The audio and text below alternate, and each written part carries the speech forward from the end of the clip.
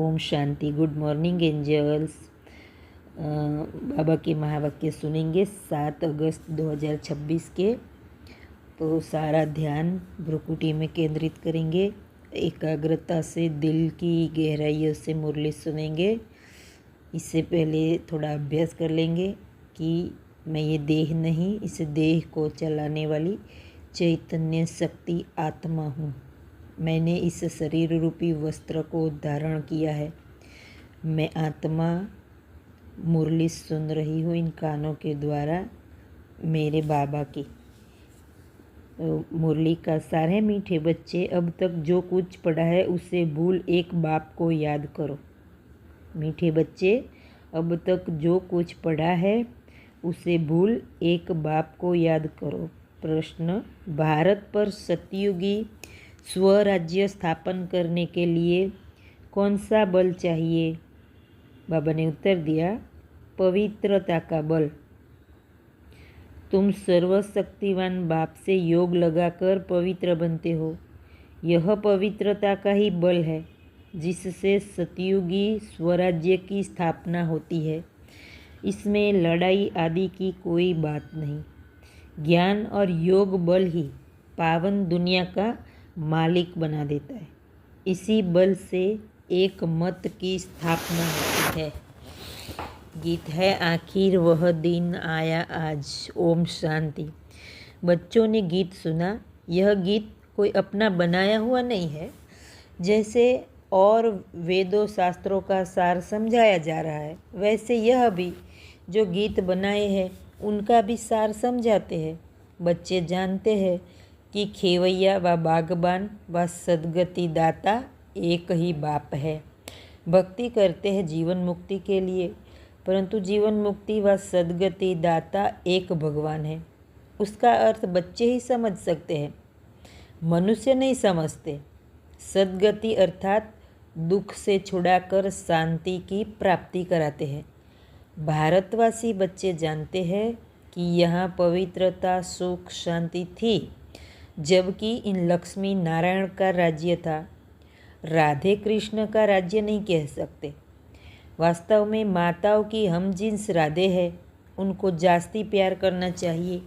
फिर भी श्री कृष्ण को बहुत प्यार करते हैं, झूले में झूलाते हैं। श्री कृष्ण की जन्माष्टमी भी मनाते हैं, राधे की जयंती नहीं मनाते हैं। वास्तव में मनाना चाहिए दोनों का। समझ तो कुछ है नहीं, उन्हों की जीवन कहानी को तो कोई जानते नहीं। बाप आकर अपनी और सबकी जीवन कहानी सुनाते हैं। मनुष्य कहते भी है शिव परमात्माए नमः, परंतु उनकी जीवन कहानी को नहीं जानते। मनुष्य की जीवन कहानी को हिस्ट्री ज्योग्राफी कहा जाता है। दुनिया की हिस्ट्री ज्योग्राफी तो गाई जाती है ना। कितने इलाके पर राज्य करते थे, कितनी जमीन पर राज्य करते थे, कैसे राज्य किया, फिर वह कहाँ गए, यह बातें कोई नहीं जानते। तुम बच्चों को अच्छी रीति समझाया जाता है। रचयिता और रचना की नॉलेज बच्चों को समझाते हैं। तुम बच्चों को मालूम पड़ गया है कि बरोबर अब कलयुग का अंत है और सतयुग का आदि है। संगम पर ही परम पिता परमात्मा आकर मनुष्य को पतित से पावन देवता बनाते हैं, उत्तम पुरुष अथवा पुरुषोत्तम बनाते हैं। क्योंकि इस समय के मनुष्य उत्तम नहीं है, कनिष्ठ है। उत्तम, मध्यम, कनिष्ठ, सतो, रजो, तमो होते हैं। जो अच्छी तरह ज्ञान सुनेंगे उनको सतोगुणी कहेंगे, जो थोड़ा सुनेंगे उनको रजोगुणी कहेंगे, जो सुनते ही नहीं उनको तमोगुणी कहेंगे। पढ़ाई में भी ऐसे होता है। तुम बच्चों को सतो प्रधान पढ़ाई चाहिए, इसलिए सतो प्रधान लक्ष्मी नारायण बनने का तुमको ज्ञान दिया जाता है। नर से नारायण, नारी से लक्ष्मी बनना है। गीता के लिए भी तुम कहते हो कि यह है सच्ची गीता। तुम लिख भी सकते हो, यह है सच्ची गीता पाठशाला, अर्थात सत्यनारायण बनने की कथा अथवा सच्ची अमर कथा, सच्ची तीजरे की कथा। चित्र तो सब तुम्हारे पास है, इनमें सारा ज्ञान है। तुम बच्चे अब प्रतिज्ञा करते हो कि हम प्रजापिता ब्रह्मा कुमार कुमारिया भारत को सतो प्रधान स्वर्ग बनाकर छोड़ेंगे। तुमको इतला खबर करनी है, गांधी जी भी पावन राज्य चाहते थे, तो जरूर अब पतित राज्य है। यह कोई समझ नहीं सकते कि हम खुद पतित है। रावण है 5 विकार, कहते हैं राम राज्य चाहिए, तो जरूर आसुरी संप्रदाय ठहरे ना। परंतु यह किसकी बुद्धि में नहीं आता है। कितने बड़े बड़े गुरु लोग भी इतना नहीं समझते हैं। तुम बच्चे इत्तला करते हो कि हम श्रीमत पर ब्रह्मा द्वारा 5000 वर्ष पहले मुआफिक दैवी राज्य स्थापन करेंगे। यह है पुरुषोत्तम संगम युग, जबकि कनिष्ठ पुरुष से सतो प्रधान पुरुषोत्तम बनते हो। मर्यादा पुरुषोत्तम आदि सनातन देवी देवता धर्म ही है। अब एक ही देवी देवता धर्म की स्थापना होती है, फिर दूसरे धर्म होंगे ही नहीं। तुम बच्चे सिद्ध कर समझाते हो कि सतयुग में एक धर्म एक ही राज्य था। बल त्रेता में सूर्यवंशी से बदल चंद्रवंशी में जाते हैं, परंतु होगी एक ही भाषा। अब तो भारत में अनेक भाषाएं हैं। बच्चे जानते हैं कि हमारे राज्य में एक ही भाषा थी। आजकल तो बहुत कुछ देखते रहेंगे, जैसे मुसाफिरी से नज़दीक आते जाते हैं अपने देश तरफ, तो खुश होते हैं कि अब अपने घर आ गए, बस अब जाकर मिलेंगे। तुमको भी अपनी राजधानी का साक्षात्कार होता रहेगा, अपने पुरुषार्थ का भी साक्षात्कार होगा। देखेंगे कि बाबा हमको कितना कहते हैं कि पुरुषार्थ करो, नहीं तो हाय हाय करेंगे और पद भी कम हो जाएगा। योग की यात्रा सबको बताते रहो। समझाना तो बहुत सहज है, सीढ़ी कितनी सहज है। जो देरी से आते हैं उनको दिन प्रतिदिन सहज ज्ञान मिलता है। एक हफ्ता समझने से ही सहज समझ जाएंगे। चित्र ऐसे बने हुए हैं जिनमें एक्यूरेट समझानी है। 84 जन्मों का चक्र बिल्कुल ठीक है। यह भारतवासियों के लिए है। तुम बच्चों की बुद्धि में सारा ज्ञान है। तुम जानते हो कि पतित पावन सद्गति दाता शिव बाबा की मत पर हम फिर से सहज राजयोग बल से अपने तन मन धन से भारत को स्वर्ग बनाते हैं। दूसरे कोई का हम नहीं लगाते हैं, अपने ही तन मन धन से सेवा करते हैं। जितना जो करेंगे वह अपने भविष्य के लिए बनाते हैं। तुम ही घर के भाती हो। तुम्हारे से ही बाबा सतयुगी स्वराज्य स्थापन करा रहे हैं। खर्चा भी तुम ही करेंगे। तुम्हारा कोई जास्ती खर्चा नहीं है। तुमको सिर्फ शिव बाबा को याद करना है। कन्याओं को क्या खर्चा करना है? उनके पास कुछ है क्या? बाबा बच्चों से क्या फ़ी लेंगे? कुछ भी नहीं। स्कूलों में तो पहले फ़ीस की बात करते हैं। वहाँ कितना पढ़ाई में खर्चा होता है। यहाँ तो शिव बाबा बच्चों से कैसे पैसा लेंगे? शिव बाबा को अपना घर थोड़े ही बनाना है जो पैसा लेंगे। तुम बच्चों को भविष्य स्वर्ग में जाकर हीरे जवाहरातों के महल बनाने हैं। इसलिए तुम यहाँ जो करते हो उसका रिटर्न भविष्य में तुमको महल मिल जाता है। यह बड़ी समझने की बातें हैं। जितना जो तन मन धन से सेवा करेंगे वह ऐसा वहाँ पाएंगे। कॉलेज व हॉस्पिटल बनाते हैं, 10 लाख 20 लाख लगाने पड़ते हैं। यहाँ तो इतना खर्चा नहीं लगता। छोटे से मकान में रूहानी कॉलेज कम हॉस्पिटल बनाते हैं। पांडवों का आदिपति कौन था? उन्होंने तो श्री कृष्ण का नाम लिख दिया है। वास्तव में है निराकार भगवान। तुमको श्रीमत देने वाला भगवान है। बाकी तो सब है रावण की मत पर, रावण राज्य में। रावण की मत पर कितने डर्टी बन पड़े हैं। अब यही सृष्टि पुरानी वही नई बनती है। सृष्टि में भारत ही था। भारत नया, भारत पुराना कहेंगे। नया भारत तो स्वर्ग था, फिर भारत पुराना है तो नर्क है। इनको कहा जाता है रव रव नर्क। मनुष्य की ही बात है। यहाँ सुख का नाम निशान नहीं है। यह कोई सुख थोड़े ही है। सन्यासी भी कहते हैं इस समय का सुख कागविष्ट समान है, इसलिए वह गृहस्थ व्यवहार को छोड़ देते हैं। वह स्वर्ग व सतयुग की स्थापना कर न सके। श्री कृष्णपुरी तो परमात्मा ही स्थापन करते हैं। श्री कृष्ण की आत्मा और शरीर दोनों सतो प्रधान थे, इसीलिए श्री कृष्ण को बहुत प्यार करते हैं, क्योंकि पवित्र है ना। गाया भी जाता है छोटा बच्चा ब्रह्म ज्ञानी समान है। छोटे बच्चों को विकारों का पता नहीं रहता, सन्यासियों को फिर भी पता है। बच्चा तो जन्म से ही महात्मा है। बच्चों को तो पवित्र फूल कहा जाता है। नंबर 1 फूल है श्री कृष्ण, स्वर्ग नई दुनिया का पहला प्रिंस। जन्म लिया तो कहेंगे फर्स्ट प्रिंस। श्री कृष्ण को तो सब याद करते हैं कि श्री कृष्ण जैसा बच्चा मिले। अब बाप कहते हैं कि जो बनना है सो बनो।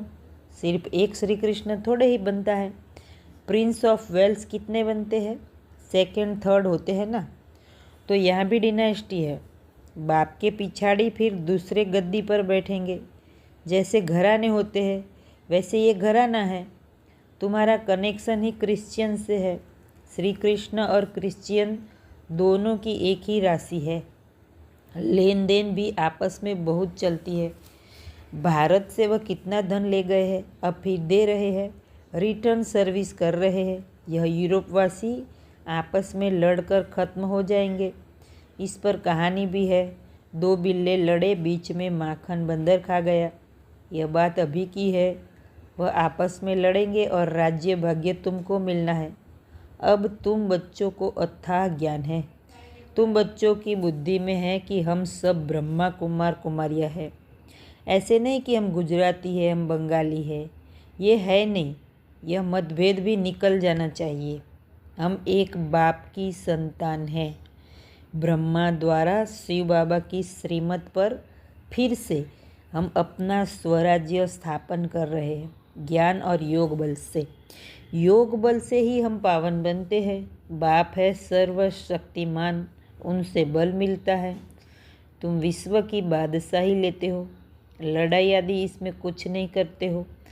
सारा पवित्रता का बल है। कहते भी है कि आकर पतित से पावन बनाओ, तो याद का ही बल है। ऐसे नहीं कि वहाँ उल्टे धंधे में जाकर सब भूल जाए।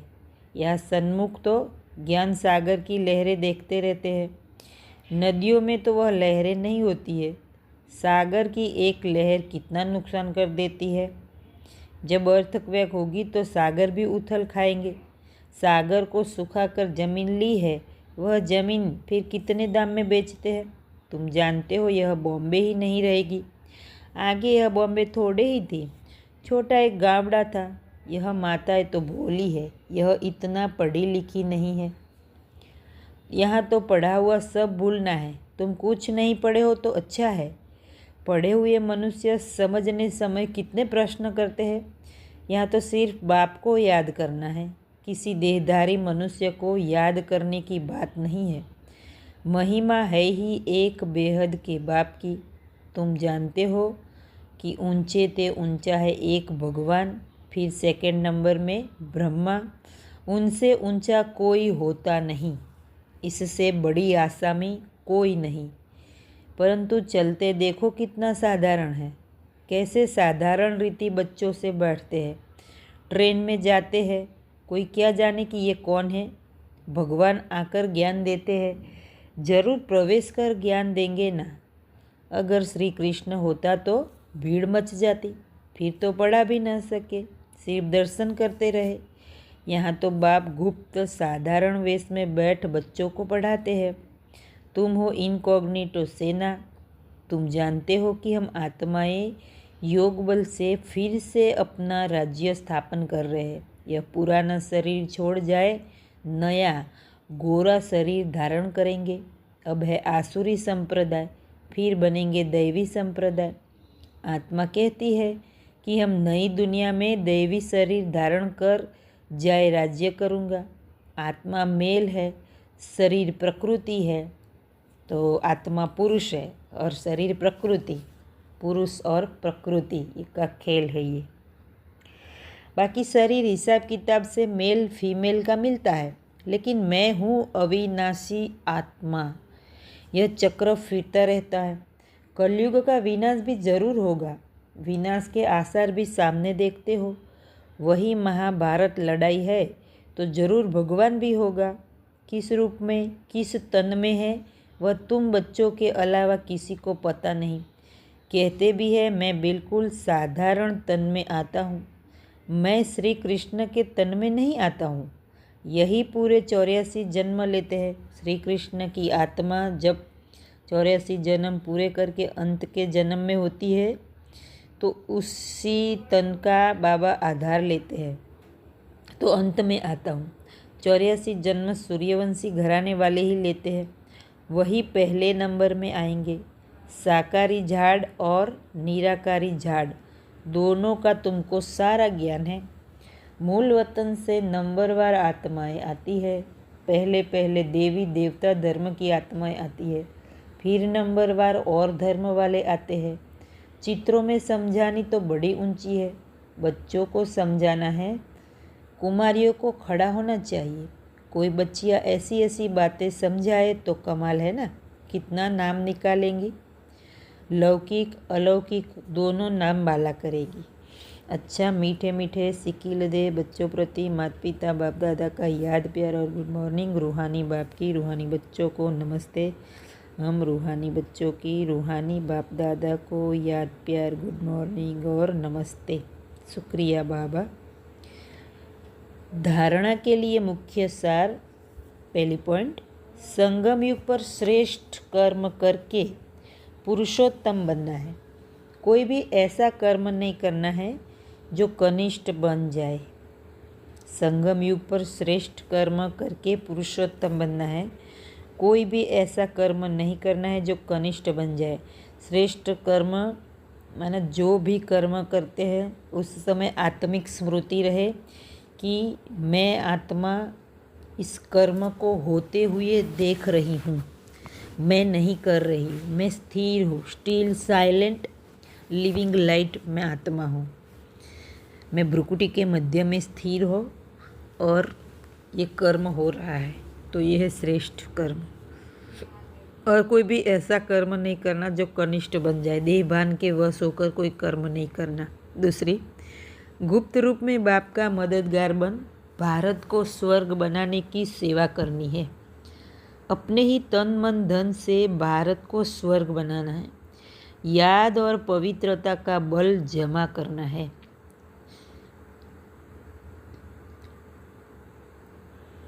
वरदान, अपनी संपूर्ण स्टेज द्वारा सर्व प्रकार की अधीनता समाप्त करने वाले प्रकृति जीत भव। अपनी संपूर्ण स्टेज द्वारा सर्व प्रकार की अधीनता समाप्त करने वाले प्रकृति जीत भव। जब आप अपनी संपूर्ण स्टेज पर स्थित होंगे तो प्रकृति पर भी विजय अर्थात अधिकार का अनुभव होगा। संपूर्ण स्टेज में किसी भी प्रकार की अधीनता नहीं रहती है, लेकिन ऐसी संपूर्ण स्टेज बनाने के लिए 3 बातें साथ साथ चाहिए। तो ऐसी आत्मिक स्थिति बनाने के लिए संपूर्ण स्टेज जो परम स्टेज है, जो परम धाम वाली स्टेज है, ऐसी स्टेज। तो प्रकृति पर भी विजय का अधिकार का अनुभव होगा। लेकिन बाबा कहते हैं ऐसी स्टेज बनाने के लिए 3 बातें साथ साथ चाहिए। 1 रूहानियत, 2 रूहाब और 3 रहम दिल का गुण। रूहानियत, रूहाब और रहम दिल का गुण जब ये तीनों बातें प्रत्यक्ष रूप में स्थिति में चेहरे व कर्म में दिखाई दे तब कहेंगे अधिकारी व प्रकृति जीत आत्मा। तो रूहानियत माना आत्मिक स्थिति, रूहाब माना अलौकिक नशा, मैं आत्मा हूँ, परमात्मा की संतान हूँ, वो नशा। और रहम दिल तब कहेंगे अधिकारी। स्लोगन, श्रीमत की लगाम मजबूत है तो मन रूपी घोड़ा भाग नहीं सकता। श्रीमत की लगाम मजबूत है तो मन रूपी घोड़ा भाग नहीं सकता। ये अव्यक्त इशारे अपवित्रता के बीज को भी समाप्त कर संपूर्ण स्वच्छ पवित्र बनो। अगर कोई भी अपवित्रता वृत्ति, स्मृति व संकल्प में है तो ब्राह्मणपन की स्थिति में स्थित नहीं हो सकते। इसलिए कदम कदम पर सावधान रहो। विशेषताओं के साथ अगर कोई एक भी कमजोरी है तो एक कमजोरी अनेक विशेषताओं को समाप्त कर देती है। तो कोई भी अपवित्रता है वो वृत्ति माना हमारी बिलीफ सिस्टम, वृत्ति माना स्मृति व संकल्प में अपवित्रता है तो ब्राह्मणपन की स्थिति में स्थित नहीं हो सकते, माना आत्मिक स्थिति में स्थित नहीं हो सकते। इसलिए बाबा कहते कदम कदम पर सावधान रहो। अगर विशेषताओं के साथ कोई एक कमजोरी है तो वो एक कमजोरी अनेक विशेषताओं को समाप्त कर देती है। अच्छा, ओम शांति। थैंक यू आप।